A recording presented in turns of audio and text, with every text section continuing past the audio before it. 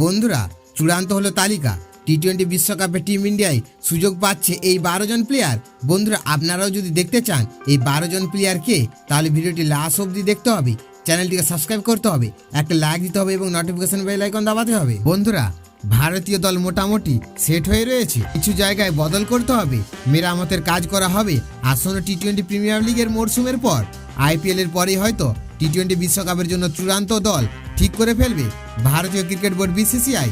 দল কেমন হতে পারে সেই ব্যাপারে ইতিমধ্যে আভাস পাওয়া যাচ্ছে। কিছু ক্রিকেটার যে ইতিমধ্যে টি-20 বিশ্বকাপের জন্য নিশ্চিত, সেটা অনেকেই মনে করেছেন, যেমন রোহিত শর্মা। বন্ধুরা, 50 ওভারের বিশ্বকাপ ফাইনালে উঠলেও খেতাব জিততে পারেনি ভারত। ট্রফি না জিতলেও এটা কেউ অস্বীকার করতে পারবে না যে ভারত খেলেছিল চ্যাম্পিয়ন দলের মতো। বন্ধুরা, ফাইনালে ওঠার আগে পর্যন্ত একটিও ম্যাচ হারেনি টিম ইন্ডিয়া।